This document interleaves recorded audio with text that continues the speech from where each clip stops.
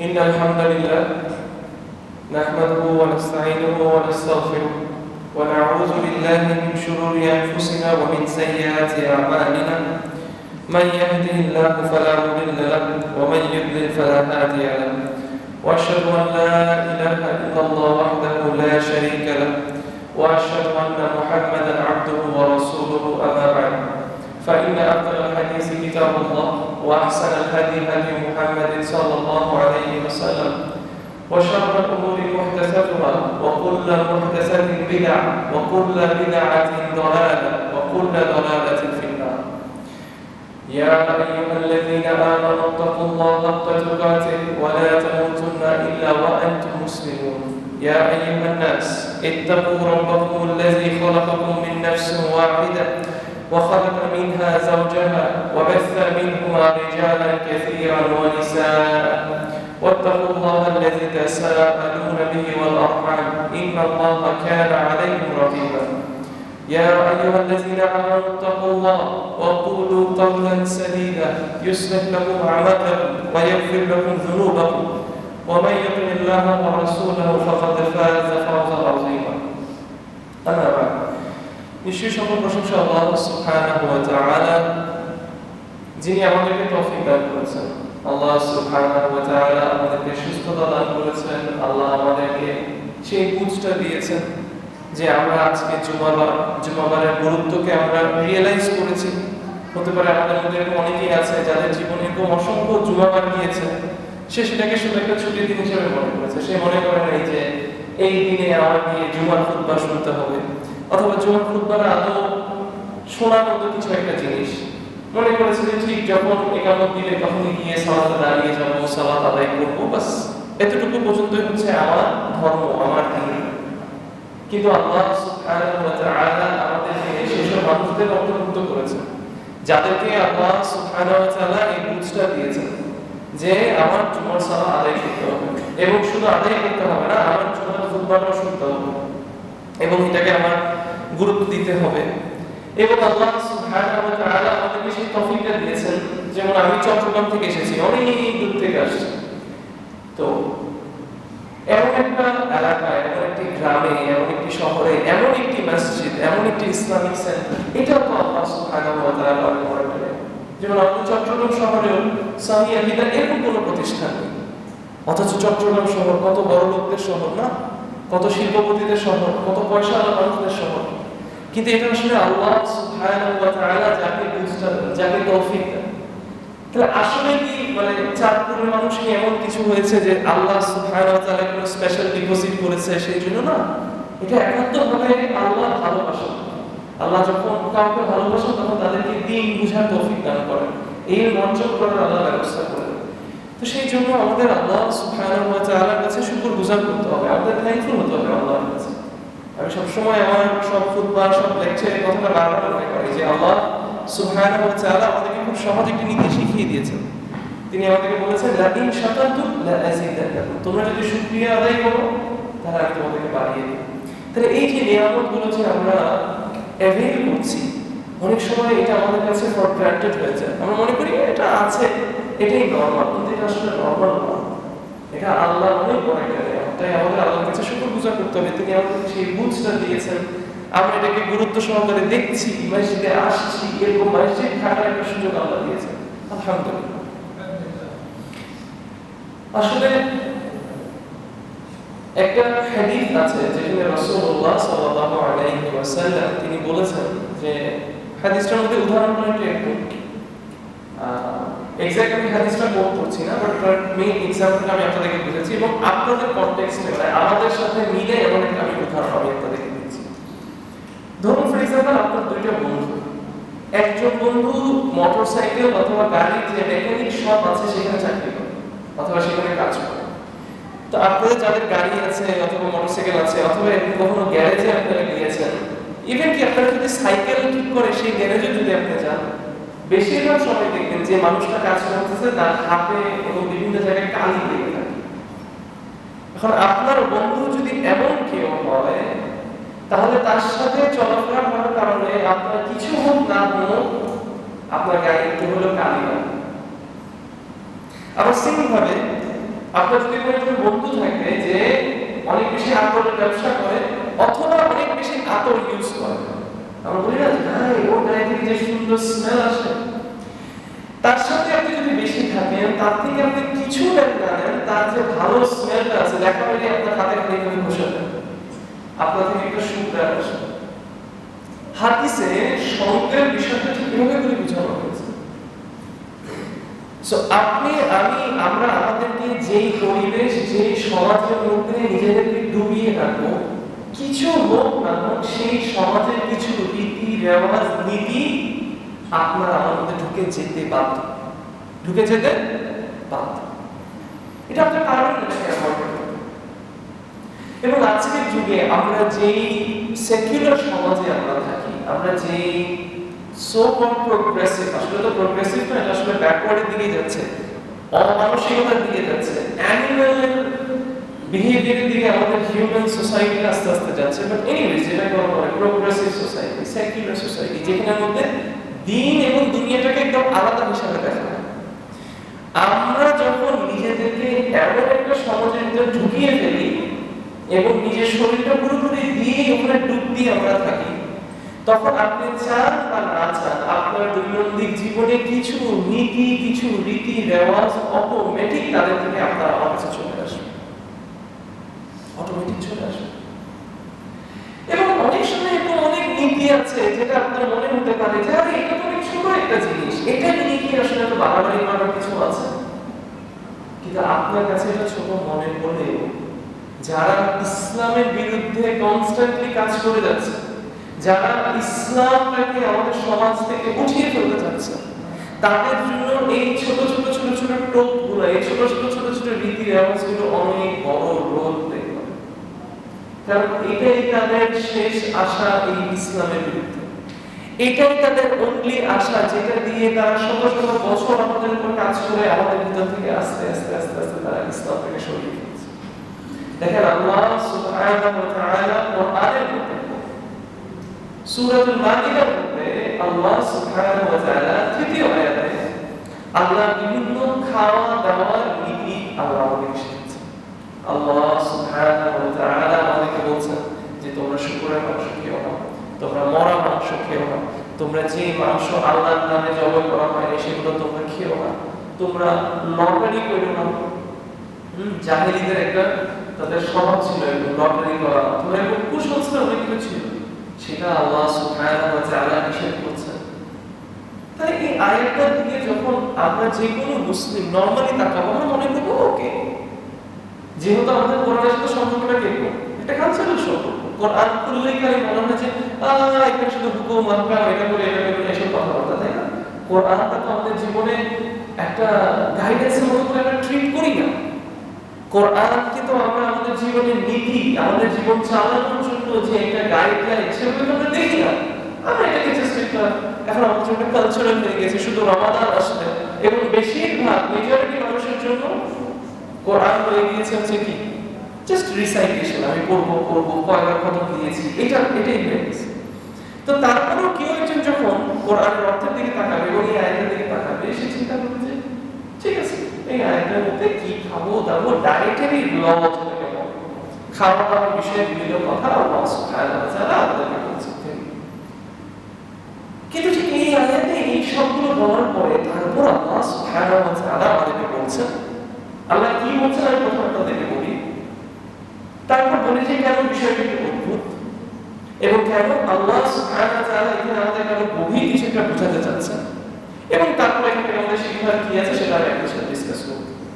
আল্লাহ বলছেন এই সব কিছু বলার পরে আল ইয়াউমা, এটা হচ্ছে সেই দিন, ইয়াইসাল্লাযীনা কাফারু মিন দীনিকুম, এটা হচ্ছে সেই দিন যেদিন যারা কুফাররা যারা আছে, কাফেররা যারা আছে, তাদের মানে তোমাদের দ্বীনের কারণে তাদের মনটা খারাপ হয়ে গেল, একদম মানে আমি আমাদের সহজ ভাষায় বোঝাচ্ছি, হতাশ হয়ে যাবে মানুষ যখন দুশ্মনকে দেখে যে আরে ও তো ব্যবসা ভালো উঠতেছে, ও তো সবকিছু সাকসেসফুল হচ্ছে, মানুষ হতাশ হয়ে যায় না, হাল ছেড়ে দেয় না।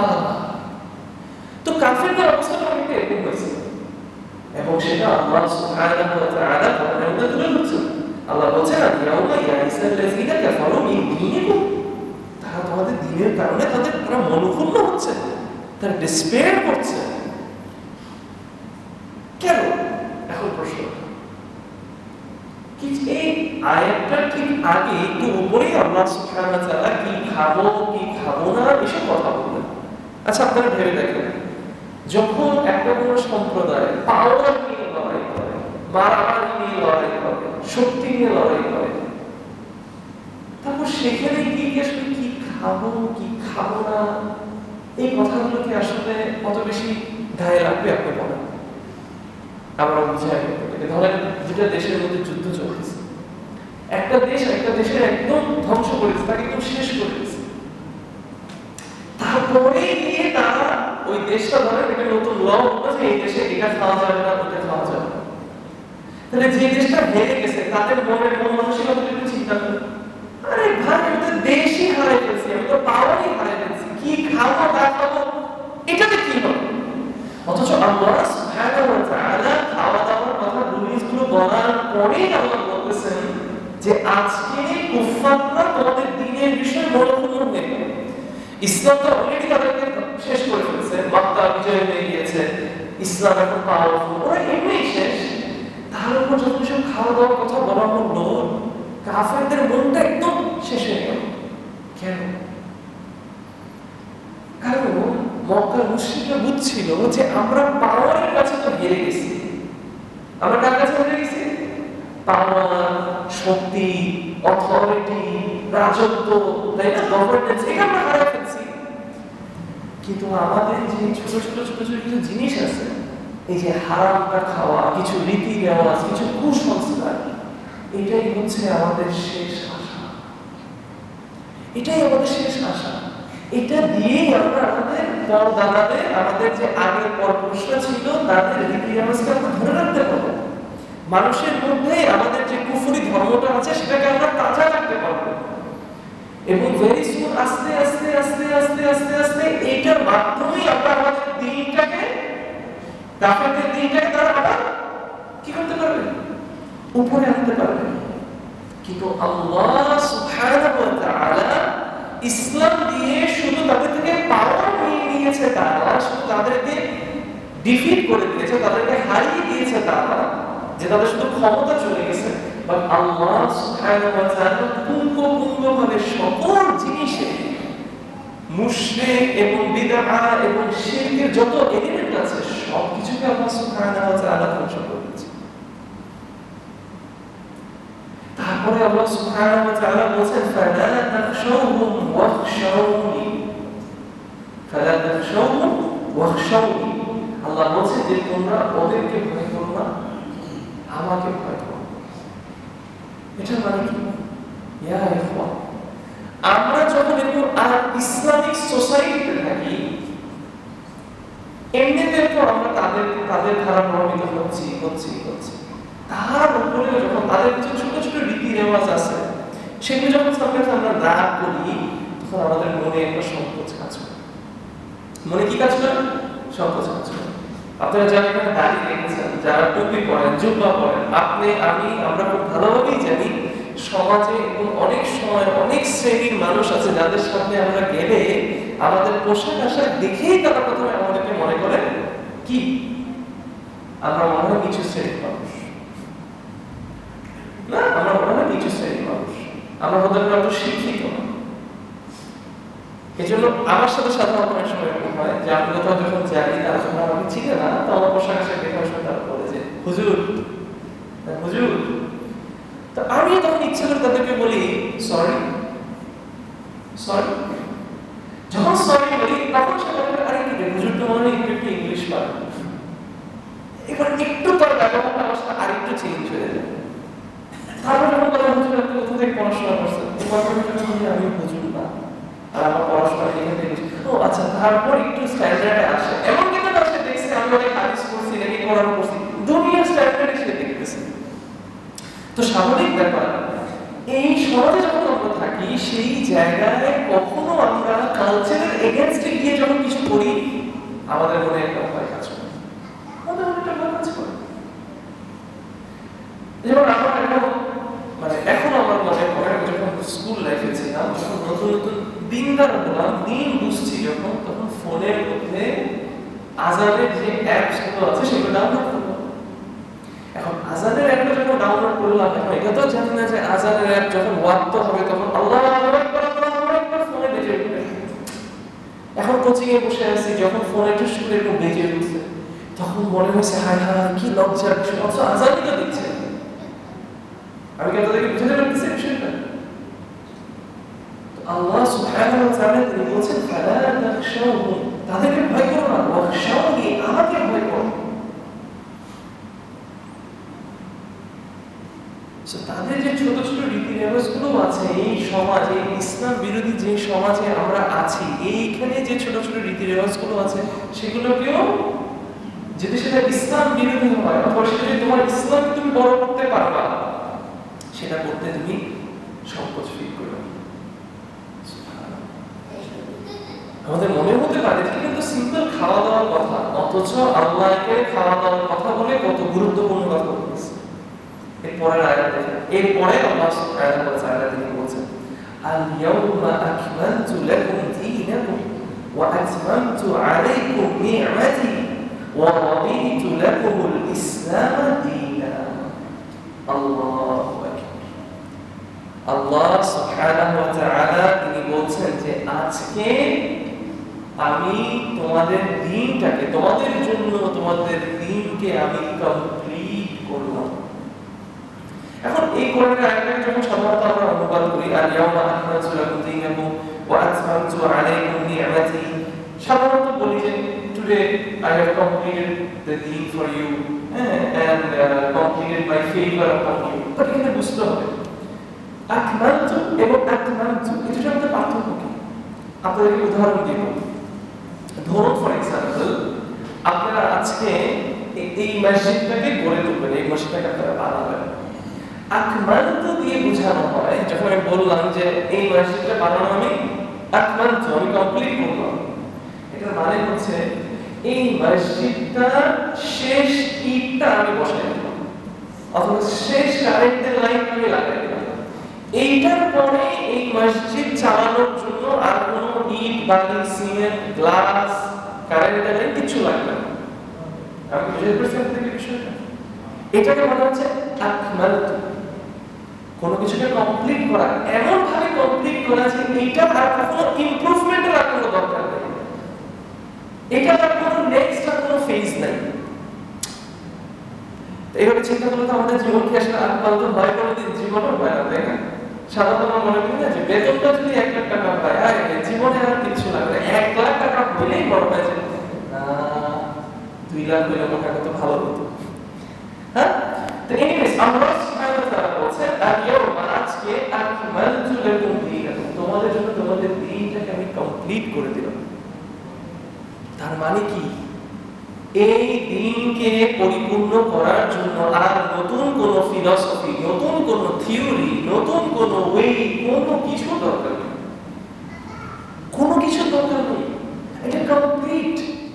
আপনার কোনো কারণে যদি এটা কখনো মনে হয় যে না এই বিষয়টাতে ইসলাম আসলে এই জিনিসটা ঠিকভাবে সলিউশন দেয়, তার মানে আপনি এই আয়াতকে আপনি নেগেট করতেছেন, আপনি বলতেছেন যে এই আয়াতটা আমরা সত্য না। নাউজুবিল্লাহ। আল-ইয়াউমা আকমালতু লাকুম দীনাকুম, তারপর আল্লাহ কি বলছেন? ওয়া আতমামতু আলাইকুম নি'মাতি। এবার আতমামতু মানে কি? আতমামতু মানে হচ্ছে ধরুন এই মসজিদটা আপনারা বানালেন না, স্ট্রাকচারাল বানানোটা আপনারা বানাই ফেলেন, ওকে ভেরি গুড। এই মসজিদ চালানোর জন্য আর কোনো ধরনের কি লাগবে না, ইট, বালি, সিমেন্ট, হোয়াটএভার ইট ইজ, আর কিছু আর কোনোদিন লাগবে না এটা কমপ্লিট করার জন্য। কিন্তু আতমামতু মানে হচ্ছে এই মসজিদ আপনি বানাইছেন ঠিকই, কিন্তু এই মসজিদে একটা প্রজেক্ট আছে। প্রজেক্টটা কি? এই মসজিদের প্রজেক্ট হচ্ছে এই গ্রামে, এই এলাকায় সহিয়ার মেসেজটাকে কনভে করে দেওয়া, সুন্নাহর মেসেজটাকে কনভে করে দেওয়া, একটা ভালো মাদ্রাসা হওয়া, সেই মাদ্রাসার জন্য ভালো টিচার্স লাগবে, একটা বডি লাগবে। মানে এটা একটা প্রজেক্ট যেটা আপনি প্ল্যানিং করছেন, আপনি প্ল্যান করছেন, আপনি বাজেটিং করছেন, আপনি টিচার ভাড়া করছেন, আপনি প্রিন্সিপাল ভাড়া করছেন, আপনি ইমাম ভাড়া করছেন, আপনি খাতিব রেডি করছেন, প্রত্যেক মাসের খাতিব রেডি। এই প্ল্যানিং গুলো আপনি কেন করতেছেন? একটা কোনো আউটকাম পাওয়ার জন্য। সেই আউটকামটা কি? সেই আউটকামটা হচ্ছে এখানে আরো বেশি মুসলমান আসবে, তারা দ্বীন শিখবে, ইসলাম শিখবে, একটা কোয়ালিটি এডুকেশন এখান থেকে হবে এবং সমাজের মধ্যে দ্বীনটা প্রচার হবে। যখন আপনার সেই কাজটা কমপ্লিট হবে, যেটার মাধ্যমে আপনার যেটা গোল সেটা আপনি অ্যাচিভ করতে পারবেন, সেই কাজের কমপ্লিশনকে বলা হচ্ছে আতমামতু। আমি কি বুঝতে পারছি একটা থেকে পার্থক্য? তাহলে আল্লাহ বলতেছে আর ইয়াউমা আকমালতু লাকুম দীনাকুম ওয়া আতমামতু আলাইকুম নি'মাতি। নি'মাতি মানে আল্লাহ যে আমাদের জন্য এই দিনটাকে এত সুন্দর করে পরিপূর্ণ করে দিল, এটা আমরা ডিজার্ভ করি না। এটা আমাদের এমন না যে এটা আমাদের প্রাপ্য। এটা আল্লাহ সুবহানাহু ওয়া তাআলার নিয়ামত আমাদের উপর, এবং আল্লাহর ফেভার, আল্লাহর নিয়ামত, আল্লাহর দয়াটা আমাদের জন্য কমপ্লিট করলো। ইয়া ইখওয়ান ওয়া আখাওয়াত, এটার মানে কি? আজকে আমরা এমন একটা সমাজে আছি, আমাদের জন্য নিয়ামত মানে হচ্ছে টাকা, সুন্দর বাড়ি, সুন্দর গাড়ি, সুন্দর বউ, সুন্দর সন্তান। নিয়ামত মানে কি? যখন একটা লোক বলে আল্লাহ আমাকে অনেক দিছে আলহামদুলিল্লাহ, সাধারণত সে এটা নিয়ে বোঝায় আল্লাহ আমাকে অনেক টাকা দিছে, অনেক বাড়ি দিছে, অনেক গাড়ি দিছে, সুন্দর বউ দিছে, সুন্দর সন্তান দিছে। এবং সেই কারণে যেহেতু আমরা নিয়ামতের অর্থ এটাকেই বানিয়ে ফেলছি, যখন আমাদের এই জিনিসগুলোর কোনো ঘাটতি আসে জীবনের মধ্যে, তখন আমরা হতাশ করি, অথচ আল্লাহ সুবহানাহু ওয়া তাআলা আমাদেরকে বলছেন যে তোমাদের দ্বীনটা আমি কমপ্লিট করে তোমাদের উপর আমার নিয়ামত কমপ্লিট করলাম। তার মানে এই যে আমরা যে দ্বীনটা বুঝি, আপনি আমি আজকে বসে, আমি একটা ছেলে যাকে আল্লাহ সুবহানাহু ওয়া তাআলা চিটাগং শহরে একটা সেকুলার স্কুলে পড়াশোনা করায়, অমুসলিম দেশে পড়াশোনা করায়, দ্বীন বুঝায়, দেশে এনে দ্বীন শিখিয়ে মানুষকে তারপর দ্বীন শিখাচ্ছি, এটা আল্লাহ সুবহানাহু ওয়া তাআলার কত বড় নিয়ামত। এবং আপনি এই গ্রামের অথবা এই এলাকার, এই শহরের অথবা পাশের কোনো শহরের, পাশের কোনো গ্রামে আপনি সেখান থেকে ট্রাভেল করে আসছেন, আপনি একটু দ্বীন শিখবেন, এটা আল্লাহ সুবহানাহু ওয়া তাআলার কত বড় নিয়ামত আপনার আমার উপর। যদি আল্লাহ আমাদেরকে কিছু না দেয়, এই একটা নিয়ামতের শুকর করতে করতে তো আমাদের জীবনটা আমরা শেষ করে দিতে পারবো না। অথচ এই নিয়ামত আমাদের কাছে আজকে তুচ্ছ, তুচ্ছ, একদম তুচ্ছ। এই দিনের বোঝ, এটার কোনো মূল্যই আজকে আমাদের কাছে নাই। আজকে যেই সন্তানটা দিন বুঝে, যেই সন্তানটা দিন বুঝে, সেই সন্তান আজকে মা বাবার কাছে হয়ে গিয়েছে একটা বোঝা, একটা লজ্জার বিষয় সমাজের কাছে। আর যেই সন্তানটা সুদ খায়, যেই সন্তানটা জিনা করে, যেই সন্তানটা বেঈমানভাবে চলে, সেই সন্তান আজকে মা বাবাদের কাছে হয়ে গেছে গর্বের জিনিস। যেই সন্তান আজকে কুফরি কথা বলে, কুফরি বিধানে চলে, সকল কুফরি জিনিস তার জীবনের মধ্যে আছে, সেই সন্তানকে নিয়ে সেই বাবা মা কত স্বপ্ন দেখে, কত সন্তুষ্ট হয়। আল্লাহু আকবার। কত ভুল বুঝেছি আমরা আল্লাহর কালামকে। কোন জিনিসকে আল্লাহ সুবহানাহু ওয়া তাআলা বলছেন আতমামতু আলাইকুম নি'মাতি, আর কোন জিনিসকে আমরা মনে করি আমাদের জন্য নিয়ামতটা পূরণ করব।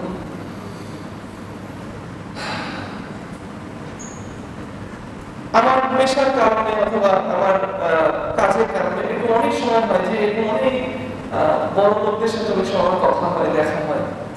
তো অনেক সময় বড় লোক হওয়া কোনো খারাপ জিনিস না, গুনার জিনিস না, কিন্তু অনেক সময় তারা আমাকে বলে আলহামদুলিল্লাহ আল্লাহ আমাকে সব দিচ্ছে।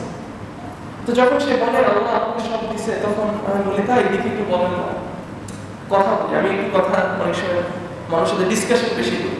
তো বলে আরে কি বলেন, আল্লাহ আমাকে গাড়ি দিছে, আল্লাহ আমাকে বাড়ি দিছে, আল্লাহ আমাকে ভাড়া ঘর দিছে, আল্লাহ আমাকে এই সন্তান দিছে, ওই সন্তানকে আমি একদম আমার টাকা পয়সা দিয়ে সিটিজেনশিপ করে দিছি, এখন ওখানে আছে, আল্লাহ আমাকে কত নিয়ামত দিছে।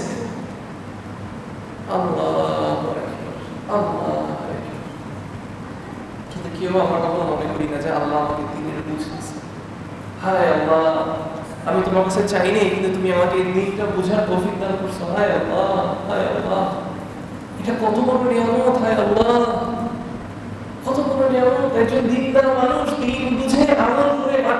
ফকির হিসেবে যাওয়া এবং একজন কোটিপতি দিন না বুঝে মাটির নিচে যাওয়ার মধ্যে কত বড় পার্থক্য। এটা যে মাটির নিচে গেছে সে না বুঝবে, যে মাটির নিচে গেছে সে না বুঝবে।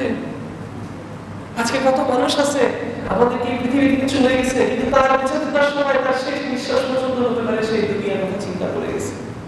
সেই যে জিনিসগুলোকে নিয়ামত মনে করছে সেগুলোকে নিয়ামত মনে করে করে করে করে করে করে সে মাটির নিচে চলে গেছে। কিন্তু মাটির নিচে গিয়ে তো সে অভাব, সে মাটির নিচে গিয়ে অভাব যে আমি কোন নিয়ামতের মধ্যে ছিলাম, কি নিয়ামত আমি নিয়ে আসতে পারছি। আল্লাহ রাসূলুল্লাহ সাল্লাল্লাহু আলাইহি ওয়াসাল্লাম আমাদের হাদিসে বলছেন যে একটা মানুষের জীবনে তার মৃত্যুর পরে তার সাথে কবরে তিনটা জিনিস যায় তার খাটিয়ার সাথে, তার নাম, তার পরিবার, তার আমল। দুইটা ফিরে আসে, একটা থেকে যায়। সেই দুইটা কি? তার পরিবার এবং তার মা তাকে ছেড়ে চলে আসে এবং শুধু রয়ে যায় তার কি? তার আমল। সুবহানাল্লাহ। অথচ ভেবে দেখেন আমরা এমন সমাজের মধ্যে আছি যে সমাজে আমরা আমাদের জীবনটাকে বিসর্জন করে দিচ্ছি কিসের জন্য? ওই পরিবার এবং ওই মায়ের জন্য। আমি যদি ধরে নিই আপনার সমাজের একটা সুচরিত্র পুরুষ, আপনার মধ্যে কোনো খারাপ অভ্যাস নাই, তারপরেও আপনার জীবনের বেশিরভাগ আপনার মানুষের জীবনের লক্ষ্য হচ্ছে দুইটা জিনিসকে সন্তুষ্ট করা, মাকে সন্তুষ্ট করা, মান অর্জন করাকে সন্তুষ্ট করা। কেন? কারণ সেটা দিয়ে আমি আমার পরিবারকে সন্তুষ্ট রাখতে পারবো। তো সেই তার পুরো জীবনটা দিয়ে দেয় মাল কামাইতে কামাইতে, মাল কামাইতে কামাইতে, মাল কামাইতে কামাইতে, টাকা টাকা টাকা টাকা টাকা দিয়ে পরিবার পরিবার পরিবার পরিবার পরিবার পরিবার। কিন্তু সেই পরিবার এবং সেই ধন সম্পত্তি তাকে কবরে সবার আগে রেখে চলে আসে। সে যখন কবরে চিন্তা করে যে আমার সাথে তো আমার আমল আসছে তাহলে, তাই না? দেখি আমল খাতাটা খুলে দেখি, তো সে দেখে যে আমি তো এই আমলকে সময় দিতে পারি নাই আমার পরিবারের জন্য, আমি তো এই আমলকে সময় দিতে পারি নাই আমার মাল আর্নিং করার জন্য, আমার ধন সম্পদ কামানোর জন্য। হায় আল্লাহ, আজকে আমি কি নিয়ে আসলাম, কি নিয়ে আসলাম? আমরা আল্লাহর নিয়ামতকেই চিনলাম না, নিয়ামতকেই বুঝলাম না। আরেকটা হাদিসে রাসূলুল্লাহ সাল্লাল্লাহু আলাইহি ওয়াসাল্লাম বলেছেন যে একটা মানুষ মৃত্যুবরণ করার পরে তার সব আমল বন্ধ হয়ে যায় কয়েকটা জিনিস ছাড়া। তার মধ্যে একটা হচ্ছে তার দিনদার সন্তান, যে সন্তান তার জন্য দোয়া করবে। সন্তান কি শুধু বাবা মার জন্য দোয়া করে? না, শুধু দোয়া না, সেই সন্তানকে সেই বাবা মা যে দিন শিখিয়েছে, যে ইসলাম শিখিয়েছে, সেই আমল সে যতদিন করবে তার বাবা মার কাছে সে সওয়াব যাবে। কিন্তু আজকে আমরা কেমন হয়ে গিয়েছি? আজকে আমরা আমাদের সন্তানকে সবার আগে C for cat, B for bat, B for ball শিখাই, কিন্তু সন্তানকে রব্বানা হাব লানা মিন আজওয়াজিনা অথবা রব্বিরহামহুমা কামা রাব্বায়ানি সগীরা এই দোয়া শিখাই না। আজকে আমরা কয়জন যদি আমি মুহূর্তে মারা যাই আমার ছেলে আমার জানাজাকে লিড করতে পারবে। আজকে আমরা এমন সমাজে আসছি যখন আমাদের বাবারা মারা যায় তখন আমাদের ডালে বলে তাকাইতে হয় কে আমার স্বামী, কে আমার বাবার জানাজাকে সুন্দর করে পড়াইতে পারবে। আমাদের ডালে বলে তাকাইতে হয় যদি সেই লোকের কোনো ছেলে সন্তান থাকে, সেই ছেলে সন্তানকে দিয়ে যদি বলি যে তুমি তো তোমার বাবার সন্তান, তুমি তোমার বাবার জানাজাটাকে লিড করবো, সে বলবে জানাজা আমি লিড করবো? জানাজা সালাম পরে কিভাবে আমি তো সেটাই জানি না। আমার তো সাবিক ভাইকে ফোন দিতে হবে জানার জন্য যে জানাজা পড়ার নিয়মটা কি। আল্লাহু আকবার, আল্লাহু আকবার। অথচ আমাদের গর্ব আমার সন্তান ওই দেশে থাকে, সেই দেশে থাকে, অমুক পিএইচডি করছে, অমুক ডক্টরেট করছে, আমার সন্তান এই কাজ সুদ খাচ্ছে, আমার সন্তানের কথা ওর কথা দিয়ে 2 কোটি 3 কোটি টাকা সুদ নিয়ে আসছে। গর্ব আমাদের। এমন বাবা মা আছে সন্তানকে জিনা করতে দেখছে কিন্তু বলছে না যার সাথে জিনা করছে সে তো ভালো পরিবারের, সে তো দেখতে সুন্দর। আচ্ছা দেখতে সুন্দর না হলেও ভালো পরিবার, কোনো সমস্যা নেই। আর যদি কোনো সন্তান বলে যে না আমি তো বিয়ে করতে চাই, আমি আমার চরিত্র হেফাজত করতে পারি, বলে যে লজ্জা নেই তো, নির্লজ্জ কোথায়, তো লজ্জা সহ বিয়ে করতে চাচ্ছি। এই আমরা আল্লাহর নিয়ামতকে বুঝছি, এই আমরা আল্লাহর নিয়ামতকে চিনেছি। আল্লাহু আকবার। তারপরে আল্লাহ সুবহানাহু ওয়া তাআলা কি বলছেন? তারপরে আল্লাহ সুবহানাহু ওয়া তাআলা বলছেন ওয়া রাদিতু লাকুমুল ইসলাম দীনা, এবং তোমাদের জন্য দ্বীন হিসাবে আমি ইসলামটা নিয়ে সন্তুষ্ট। ইয়া ইখওয়ান ওয়া আখাওয়াত, আমার প্রিয় ভাইয়েরা এবং বোনেরা, এই একটা আয়াত নিয়ে আরো ঘন্টার পর ঘন্টা কথা বলা যায়। আল্লাহ সুবহানাহু ওয়া তাআলা বলছেন যে আমি তোমাদের জন্য দ্বীন হিসাবে ইসলাম নিয়ে সন্তুষ্ট। কিন্তু আজকে আমরা আল্লাহ সন্তুষ্ট নিয়ে পরোয়া করি না, আল্লাহ সন্তুষ্টি নিয়ে পরোয়া করি না।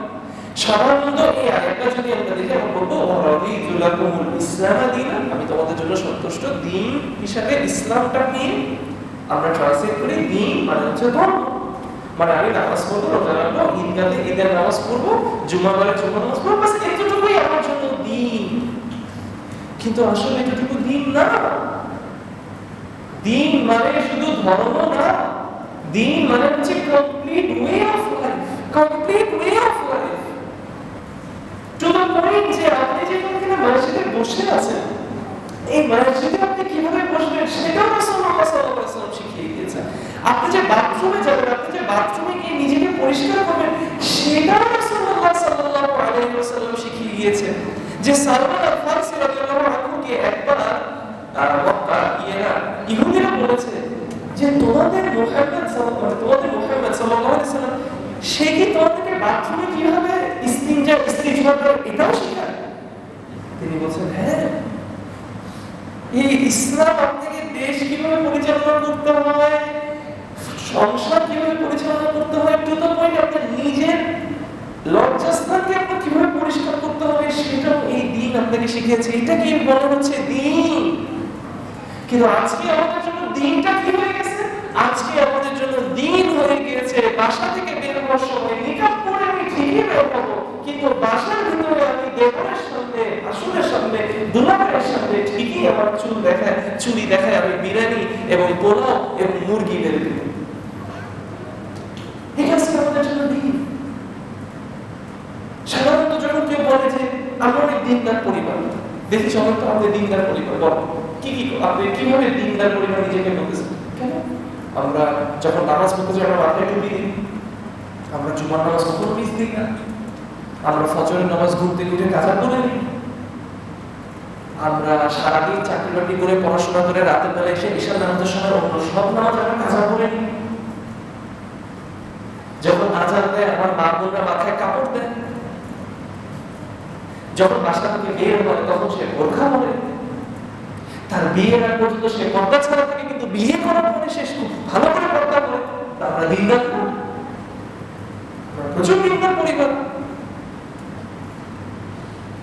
এই আমাদের দ্বীন আল ইসলাম, এই আমাদের দ্বীন আল ইসলাম। আল্লাহু আকবার।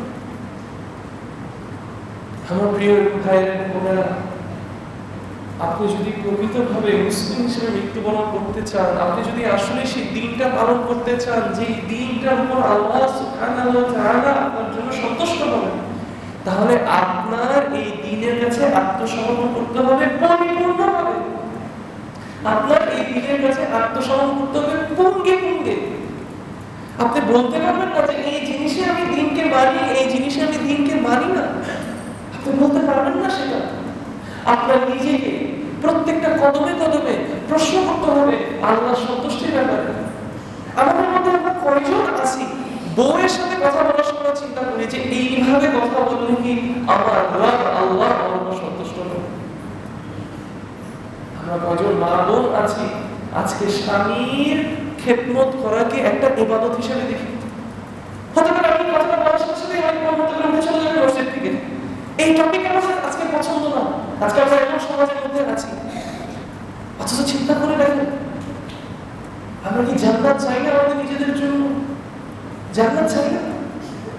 আজকে কয়জন আছে বলতে পারবে যে আমি চাকরি করি আল্লাহর সন্তুষ্টির জন্য, আমি আমার মায়ের পাটা টিপে দিই আল্লাহর সন্তুষ্টির জন্য, আমি আমার বাপের পাটা টিপে দিই আল্লাহর সন্তুষ্টির জন্য, আমি বাজারে গিয়ে দরদাম করি আল্লাহর সন্তুষ্টির জন্য? কয়জন বলতে পারবে? আমি ঘুমাইতে যাচ্ছি আল্লাহর সন্তুষ্টির জন্য, আমি বিয়েটা করতেছি আল্লাহর সন্তুষ্টির জন্য।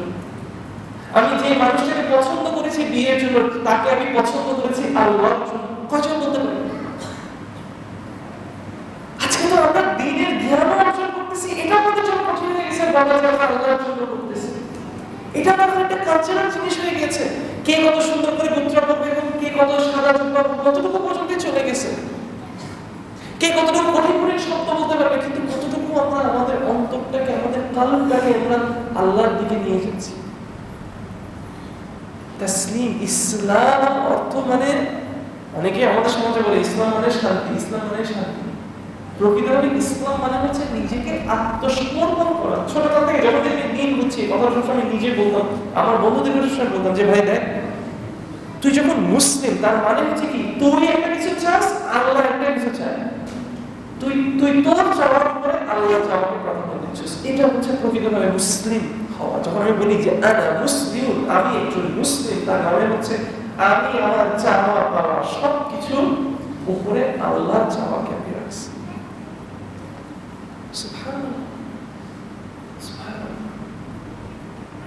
অতএব আমার প্রিয় ভাইয়ের এবং বোনেরা, আমাদের ইসলামে পরিপূর্ণভাবে আমাদের ঢুকতে হবে।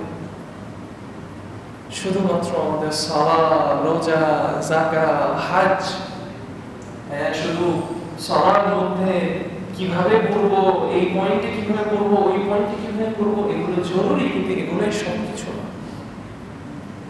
অনেকের জন্য দিনটা এটাই সবকিছু হয়ে গেছে। ইনশাআল্লাহ সেকেন্ড পার্টে আরো কিছু এমন কিছু ভ্যালুজ যেগুলো আমাদের ইসলাম এখানে শেখায় এবং সমাজটা এখানে শেখায়, সেটা নিয়ে কিছু কন্ট্রাস্ট ডিসকাস করে আমরা খুব শেষ করবো। আকুলু কাউলি হাযা ওয়াস্তাগফিরুল্লাহ ওয়া লাকুম। إن الحمد لله نحمده ونستعينه ونستغفره ونعوذ بالله من شرور أنفسنا ومن سيئات أعمالنا من يهده الله فلا مضل له ومن يضلل فلا هادي له وأشهد أن لا إله إلا الله وحده لا شريك له وأشهد أن محمدا عبده ورسوله أما بعد اللهم صل على محمد وعلى آل محمد كما صليت على إبراهيم وعلى آل إبراهيم إنك حميد مجيد اللهم بارك على محمد وعلى آل محمد كما باركت على إبراهيم وعلى آل إبراهيم إنك حميد مجيد। কিছু বিষয় আছে, আমি খুতবার শুরুতেই বলেছিলাম যে আল্লাহ সুবহানাহু ওয়া তাআলা কিছু খাওয়া দাওয়ার নীতি নিয়ে কথা বলছেন। তারপরে আল্লাহ বললেন যে কুফফাররা খুবই হতাশ তোমাদের এই বিষয় নিয়ে, আজকে তোমাদের দিন নিয়ে তারা খুবই হতাশ। তো সেখানে বললাম যে অলরেডি তো কুফফাররা হেরে গেছে মুসলিমদের কাছে, মক্কার বিজয় হয়ে গেছে। তারপরে যখন কিছু খাওয়া দাওয়ার লড়াই আসতেছে, এটাতে কেন কুফফারদের মনে অশান্তি হচ্ছে? একটা কারণ হচ্ছে কারণ তারা জানতেন যে তাদের যে রীতি রেওয়াজ গুলো আছে আগের দিনে তাদের বাপ-দাদাদের, সেটাকে যদি তারা আগলে ধরে রাখে, একদিন না একদিন সেটা আবার জাগরণ দিবে, তাদের দিনটাকে আবার তারা জাগরণ দিতে পারবে। দেখেন আমাদের সমস্যাটা কি হয়ে গেছে, আমরা তো আল্লাহ সুবহানাহু ওয়া তাআলা আমাদের জন্য যে দিন নিয়ে সন্তুষ্ট, আমরা তো সেটা নিয়ে সন্তুষ্ট না। নাউযুবিল্লাহ, আল্লাহ সুবহানাহু ওয়া তাআলা যে দিনটা আমাদের জন্য কমপ্লিট করছে নিয়ামত হিসেবে, সেটাকে তো আমরা নিয়ামতই মনে করি না। যার কারণে আমাদের জীবনের নীতি অনেক দিকে বদলায় গেছে। কেমন? আমাদের জীবনের কিছু নীতি বদলানোর কিছু উদাহরণ আমি আপনাদের দিই। আল্লাহ সুবহানাহু ওয়া তাআলা কোরআনের মধ্যে বলেছেন যে তুমি সন্তান নাও, আমি তোমাকে রিজিক দেব। তুমি বিয়ে করো, তুমি সন্তান নাও, তুমি দায়িত্বটা ভয় করো না, আমি তোমাকে দেব। কিন্তু আমরা এমন একটা সমাজের মধ্যে থাকি, এখানে আমাদের পুরো নীতি বদলায় গেছে।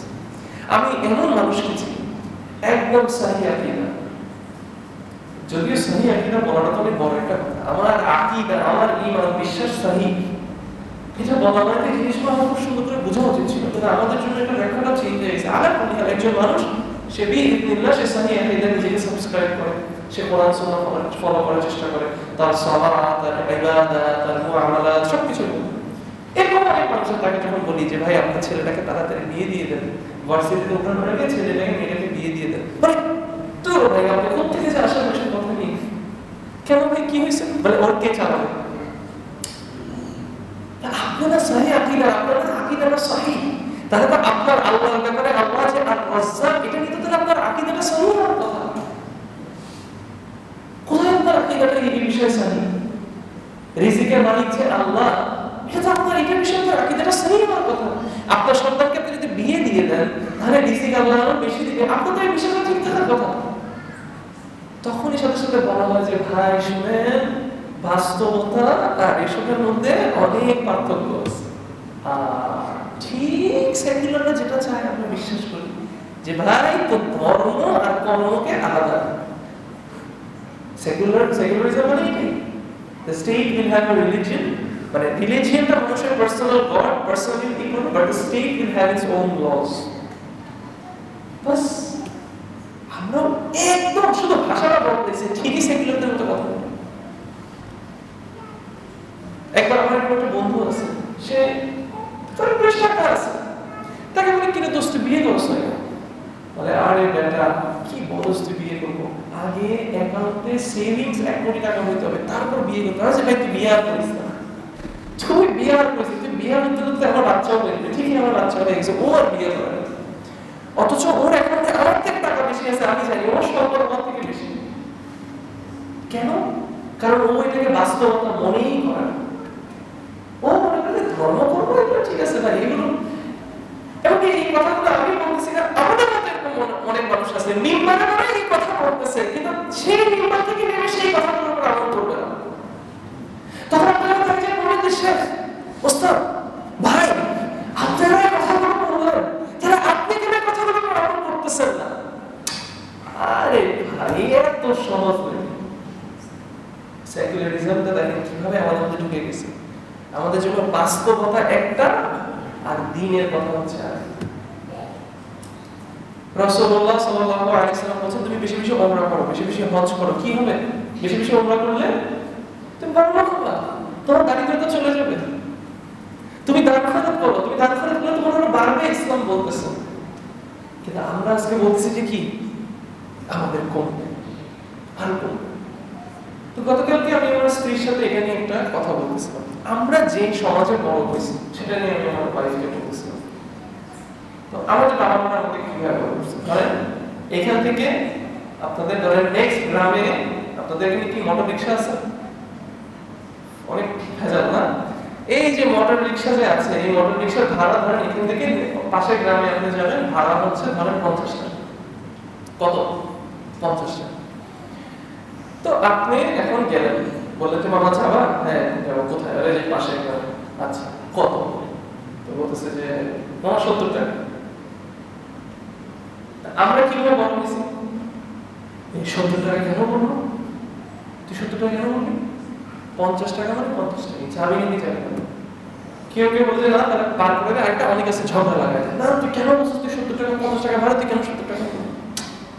তো তখন আমি আমার ওয়াইফকে বুঝাচ্ছিলাম, আমি বললাম যে দেখো সেই যে 50 টাকা ভাড়াটা 70 টাকা চাইলো, তুমি যে মানুষটা মাসে 20-30 হাজার টাকা কামাও, 40-50 হাজার টাকা কামাও, লাখ টাকা কামাও, কোটি টাকা কামাও, তুমি তার 50 টাকা ভাড়া যদি 70 টাকা দাও, তাহলে তোমার পকেট থেকে কয় টাকা বেশি যাবে? কয় টাকা বেশি যাবে? 20 টাকা বেশি যাবে। এই 20 টাকা বেশি যাবে যদি তোমার ঘরের মানুষ না খেয়ে আজকে মরে যাবে না। কিন্তু আমাদের বিশ্বাস হচ্ছে না, এই 20 টাকাটা যদি আজকে আমি এখানে বেশি দিই, তাহলে আমি প্রতিদিন আমার বাসায় ঘরে যেতে হবে। তাহলে প্রতিদিন 20 টাকা, 30 দিনে কত টাকা? 30 দিনে 600 টাকা। 600 টাকা দিয়ে কি মরে যাবে? 600 টাকা কোনো বলবো না। কিন্তু আমরা না বললেও আমরা যে সমাজে বড় হয়েছি, যে পুঁজিবাদী সমাজে আমরা বড় হয়েছি, এই 20 টাকা পুঁজি আমার করতেই হবে। করতেই হবে। তাহলে আমি 12 টাকা নিয়ে 2-3 হাজার টাকা বার করবো, কিন্তু রিক্সা ভাড়া আমি 20 টাকা বেশি দেবো। কিন্তু আমি তাকে এটা বুঝাইলাম যে দেখো, না এটা আমরা ডিসকাস করতেছিলাম, তা আমি তখন উদাহরণ দেখাই দিলাম যে তুমি যদি তাকে আজকে 20 টাকাটা বেশি দাও, সর্বোচ্চ কি হবে? তার হতে পারে আজকে রাতে বাসায় গিয়ে তার সন্তানকে সে একটা ডিম খাইতে দিত, তুমি একটু 20 টাকা বেশি দেওয়ার কারণে সে হইতে পারে তোমাকে 2টা ডিম বেশি খাওয়াবে তার সন্তানকে। 2টা ডিম হতে পারে সে বেশি খাওয়াবে, কিন্তু হইতে পারে সে 2টা ডিম বেশি খাওয়ানোর পরে তুমি এটা নিয়ে চিন্তাও করোনি, কিন্তু সে তোমার চেহারাটা মনে রাখছে, এবং সে যখন ফজরের সালাত পড়তে গেছে অথবা সে যখন তার ইবাদত করতে, সে তোমার জন্য 2 হাত তুলে দোয়া করছে যে আল্লাহ এই লোকটাকে আল্লাহ তুমি কল্যাণ করো, তুমি তাকে জান্নাত দিও। আপনার কি মনে হয় আপনি 20 টাকাটা বাঁচায় আপনি বেশি লাভ করতে পারতেন, নাকি এই দোয়া আপনাকে বেশি কল্যাণ এনে দিবে? হতে পারে আপনি কি আমাদের ময়দানে দাঁড়াবেন, আপনার সব আমল ক্লাসে মাইনাসে কাটাকাটি হয়ে গেছে। ওই একজন রিকশাওয়ালার একটা দোয়া হতে পারে আপনার জান্নাতে যাওয়ার কারণ হতে পারে। কিন্তু আমরা এভাবে চিন্তা করা বন্ধ করে দিছি, এভাবে চিন্তা করা বন্ধ করে দিছি আমরা। কেন? কারণ একটা পুঁজিবাদী সমাজে আমরা বড় হচ্ছি। আমি কি একটা ছোট কনসেপ্টে বুঝাতে পারছি যে কিভাবে আমরা ইসলামের এসব বড় বড় নীতি থেকে আমরা চলে এসেছি। এর মধ্যে সাহাবীর একটা গল্প আছে, এটা বলে আমি খুতবা শেষ করছি। সেই সাহাবী তার যে কোনো একটা জিনিস, আমার এক্সাক্ট মনে পড়ছে না কোন সাহাবী এবং কি জিনিস, মোস্ট প্রবাবলি এটা ঘোরা হবে, বাট কোন একটা জিনিস সে বেচার জন্য, ধরেন উদাহরণ সে বললো যে এটার দাম 1000 টাকা। তো ওই লোকটা বলতেছে এটার দাম কত, বলছে 1000 টাকা। বলে ঠিক আছে দেন। বলে না না দাদা, কিন্তু এটা এই জায়গায় তো একটু একটা কোনো ত্রুটি আছে, তুমি আমাকে 1000, তুমি আমাকে এটার জন্য 900 টাকা দাও। তো বায়ার বলতেছে ঠিক আছে ভেরি গুড, দাও 900 টাকা। তুমি এটার জন্য আমাকে 800 টাকা দাও। আপনাদের কি অদ্ভুত মনে হচ্ছে না? মার্কেটে কি এরকম কোনো মানে বিক্রেতা এমনি আছে এই যুগে? তুমি আমাকে 900 টাকা, তুমি আমাকে এটার জন্য 800 টাকা দাও। তো ক্রেতা বলছে ঠিক আছে ভাই দে, তুই আমাকে 800 টাকা দাও। তুমি 800, তুমি আমাকে 700 দাও। বলছে ঠিক আছে ভাই দে, ভাই 700 টাকা দে। নিচে নেওয়ার পরে সেটা চলে যাচ্ছে। তখন উনি ওকে ডাক দিচ্ছে, এই দিকে তুই কি মনে করছিস আমি পাগল? তুই কি মনে করছিস আমি পাগল? 1000 টাকা জিনিস আমি তোকে 700 টাকা দিলাম, তুই মনে করিস না আমি পাগল? আমরা রাসূলুল্লাহ সাল্লাল্লাহু আলাইহি ওয়াসাল্লামকে কথা দিছিলাম যে আমরা নিজের জন্য, অন্যের জন্য সেটা ভালোবাসবো যেটা আমরা নিজের জন্য ভালোবাসি। সো আমি আমার জন্য ভালোবাসি যে এই জিনিসটা আমি 700 টাকা দিয়ে কিনতাম, সেই জন্য আমি তোকে আমার এটা 700 টাকা দিয়ে দিচ্ছি। সো তুই মনে করিস না আমি পাগল, তুই একটা পাগলনেসকে পাইছিস থেকে তুই 1000 টাকা জিনিস 700 টাকা কিনতে পারছিস। It is because of our ঈমান। আমি কি আপনাদেরকে বুঝাতে পারছি বিষয়টা? এই নীতিগুলো কি আমাদের মধ্যে আছে? এই কাজ আমি যদি করি আপনি তো আমাকে পাগল মনে করবেন, অথবা টু দ্য লিস্ট আমার মনে করেন ইতের মনে হয় অন্য কোনো একটা মতলব আছে, এটা আমাকে এটা করতেছে কোনো একটা বড় টোপে ফেলানোর জন্য, তাই না? অথচ দেখেন ইসলাম আমাদেরকে কত সুন্দর করে শিখিয়ে দিয়ে গেছে। সমাজের মধ্যে যদি প্রত্যেকটা মানুষের, বিক্রেতা এবং ক্রেতা দুজন যদি চিন্তা করে যে না আমি আমার ভাইয়ের জন্য সেটা ভালোবাসবো যেটা আমার নিজের জন্য আমি ভালোবাসি। আমার পকেটে যদি টাকা থাকে, 1000 টাকা যদি আমার থাকে, ওই জিনিসটা দাম 1000 দিচ্ছে, আমি ওর জায়গা থেকে জিনিসটা 1000 এ বেচলাম, কিন্তু তারপরেও আমরা কি করি? আমরা ঝগড়া করি। সুবহানাল্লাহ। আরেকটা নীতি বলতেছি, যেহেতু আর জাস্ট 4টা মিনিট সময় আছে। আমাদের সমাজে কি শেখানো হয়? তুমি সঠিক, তুমি গলা উঁচা করে কথা বলবা, তাই না? তুমি সঠিক, তুমি গলা উঁচা করে কথা বলবা। আমি এটা বলতেছি না যে আপনি হকের পক্ষে কথা বলেন না, আপনি ইনসাফের পক্ষে কথা বলেন না, বলেন। কিন্তু দেখেন মাঝে মাঝে অনেক বিতর্ক আছে, যে বিতর্কতে আপনি এমনি বিতর্কতে আপনি কখনো জিতবেন না। দুইটা মানুষ যখন বিতর্ক করে তখন সেই জায়গায় কখনোই কোনো পক্ষ জিতে না, কোনো দিনও কোনো পক্ষ জিতে না। ওখানে দোনো পক্ষ নিজের কথাটাই নিয়ে যায়, শুধু তাদের মধ্যে ঘৃণার সৃষ্টি হয়, ঠিক আছে? বাট তারপরে ধরেন আপনি একজনের সাথে কোনো একটা বিষয় নিয়ে বিতর্ক করছেন, আপনি জানেন আপনি ঠিক, কিন্তু আপনি বিতর্ক না করার জন্য আপনি চুপ করে এখানের মধ্যে সেখান থেকে সরে আসছেন। আপনি কি জানেন সেটার বিনিময়ে আপনি কি পাবেন? আপনি জান্নাতে একটা জায়গা পাবেন সেটার জন্য। অথচ আমাদের আজকে যে সমাজে আমরা থাকি সেখানে আমাদেরকে কি নীতি শেখানো হয়? তুমি যদি ঠিক থাকো তাহলে 2 টাকার ছাড় দেওয়ার কোনো দরকার নেই, তুমি ওটার জন্য দরকার হলে লড়াই করে যাও। আপনার মনে হতে পারে যে সত্যের জন্য লড়াই করতে সমস্যা নেই, সত্যের জন্য লড়াই করতে সমস্যা নেই, মাঝে মাঝে আপনার করতে হবে, স্পেশালি যখন এখানে মানুষের হকের বিষয় আসে, তখন আপনার সত্যের জন্য তো অবশ্যই আপনার দাঁড়াতে হবে। কিন্তু যদি বিষয়টা একান্তভাবে আপনার নিজের হয় এবং এখানে ছাড় দেওয়ার সুযোগ আছে, তাহলে এই পুঁজিবাদী সমাজ, এই সেকুলার সমাজ, এই সো কল মডার্ন সমাজ আপনাকে আস্তে আস্তে আস্তে আস্তে আপনার অন্তর থেকে আল্লাহকে ইলাহ সরিয়ে আপনার নিজের হাত, আপনার নিজের নফস, আপনার নিজের হাওয়াকে ইলাহ বানিয়ে ফেলবে। আপনার সারাক্ষণ মনে হবে আমি আমি আমি আমি আমি ঠিক, আমাকে কিভাবে সেই কথা বলতে পারবো, আমাকে কিভাবে করতে পারবো। কিন্তু ইসলাম আপনাকে শিখাবে নত হওয়া, বিনয়ী হওয়া, আল্লাহর গোলাম হওয়া, আল্লাহকে প্রকৃত মধ্যে আপনার ইলাহ হিসেবে নেওয়া। যখন আপনি সেটা করতে পারবেন তখন আপনার অনেক সময় আপনি নিজেকেও ছাড় দিবেন, যে আমি এই জায়গাটাতে ছাড় দিই, বড় জিনিসের লোভে, সেটা কি? জান্নাতুল ফেরদৌস। আল্লাহ সুবহানাহু ওয়া তাআলা যেন এই কথাগুলোর উপর আমাদেরকে আমল করার তৌফিক দান করেন। কথা আসলে বলা অনেক সহজ, কথা বলা অনেক সহজ। আপনাকে যদি আমি বলি দাঁড়ায় থেকে আপনি শুধু এই আঙুলটাকে এভাবে করে নাড়ান, 10 মিনিট পরে আপনি আঙুলটাকে নাড়াতে পারবেন না, ব্যথা হয়ে যাবে। কিন্তু আপনাকে যদি আমি বলি এই জায়গায় বসে থেকে এক বোতল পানি খেয়ে খেয়ে আপনি সারা দিন আপনার জিহ্বা নাড়ান, আপনি সারাদিন নাড়াতে পারবেন, কিন্তু এক পর্যায়ে গিয়েও বলবেন না ভাই আমার জিহ্বাটা ব্যথা করতেছে।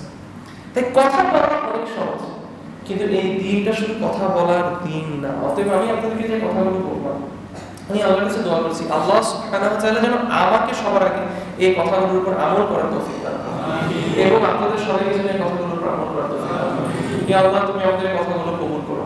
ইয়া আল্লাহ, তুমি আমাদেরকে তৌফিক দান করো এই কথাগুলোর উপর আমল করতে পারো। ইয়া আল্লাহ, ইয়া আল্লাহ, তুমি আমাদের ঈমান এবং আমাদের আমলকে শুদ্ধ করার তুমি তৌফিক দান করো। ইয়া আল্লাহ, তুমি আমাদেরকে প্রকৃত দ্বীন বুঝার তৌফিক দান করো। ইয়া আল্লাহ, তুমি আমাদের সত্যিকারের নিয়ামত বুঝার তৌফিক দান করো। ইয়া আল্লাহ, ইয়া আল্লাহ, তুমি আমাদের অন্তরকে সন্তুষ্ট করে দাও তোমাকে রব হিসাবে এবং রাসূলুল্লাহ সাল্লাল্লাহু আলাইহি ওয়াসাল্লামকে আমাদের রাসূল হিসাবে এবং ইসলামকে আমাদের দ্বীন হিসাবে। ইয়া আল্লাহ, ইয়া আল্লাহ, তুমি আমাদেরকে মুসলিম হিসাবে, প্রকৃত মুসলিম হিসাবে মৃত্যুবরণ করার তৌফিক দান করো। ইয়া আল্লাহ, ইয়া আল্লাহ, আমাদের মা বাবা যারা পৃথিবী থেকে চলে গিয়েছেন, ইয়া আল্লাহ, আল্লাহ তারা জানায় অজানায় যারা ভুল করেছেন সেটার জন্য তুমি তাদেরকে ক্ষমা করে দাও। ইয়া আল্লাহ, ইয়া আল্লাহ, আমাদের বাবা মাদের যত ঋণ আছে আল্লাহ তুমি সেই সকল ঋণ আল্লাহ তুমি পূরণ করে দাও। ইয়া আল্লাহ, ইয়া আল্লাহ, তুমি সেই ঋণগুলোকে এমন ভাবে পূরণ করে দাও ইয়া আল্লাহ যাতে আমাদের মনে হয় যে এটা কি অদ্ভুত একটা মিরাকেল ছিল। ইয়া আল্লাহ, তুমি সেইভাবে আমাদের সেই ঋণগুলোকে আল্লাহ তুমি পূরণ করে দাও। ইয়া আল্লাহ, আল্লাহ, তুমি আমাদের যারা পৃথিবী থেকে চলে গিয়েছে তাদের কবরকে আল্লাহ তুমি জান্নাতের বাগান বানিয়ে দাও। ইয়া আল্লাহ, ইয়া আল্লাহ, তুমি তাদের কবরের হিসাবকে সহজ করে দাও। ইয়া আল্লাহ, আমরা যারা এখন আমাদের পার্মানেন্ট অ্যাড্রেসে যেতে পারি না ইয়া আল্লাহ, সেটা হচ্ছে আমাদের কবর। ইয়া আল্লাহ, সেখানে যাওয়ার প্রস্তুতি নেওয়ার তৌফিক দান করো। ইয়া আল্লাহ, ইয়া আল্লাহ, তুমি আমাদের ভুলগুলোর জন্য আমাদের ক্ষমা করো। ইয়া আল্লাহ, আমাদেরকে দ্বীনের উপর অটল থাকার তৌফিক দান করো। ইয়া আল্লাহ, আল্লাহ, মুসলিম দেশগুলোতে আল্লাহ পৃথিবীর সকল কোণে মুসলিমরা যারা কষ্টে আছে আল্লাহ তুমি তাদের সকল কষ্টকে আল্লাহ তুমি দূর করে দাও। ইয়া আল্লাহ, মুসলিমদের যারা দুশমন আছে আল্লাহ তুমি তাদের উত্তম ফয়সালা করো। ইয়া আল্লাহ, ইয়া আল্লাহ, আমাদের মুসলিম রাষ্ট্রপ্রধানরা যারা আছে তাদের সবাইকে তুমি দ্বীনের বুঝ দাও। ইয়া আল্লাহ, আল্লাহ, তাদের ওসিলায় আল্লাহ তুমি আমাদের দেশগুলোতে আল্লাহ সেফটি, সিকিউরিটি এবং মোস্ট ইম্পর্টেন্টলি আল্লাহ রিয়েল ইসলামকে প্র্যাকটিস করার এবং এস্টাবলিশ করার তৌফিক দান করো। ইয়া আল্লাহ, আকুলু কওলি হাযা ওয়াস্তাগফিরু লি ওয়া লাকুম। আকিমুস সালাত।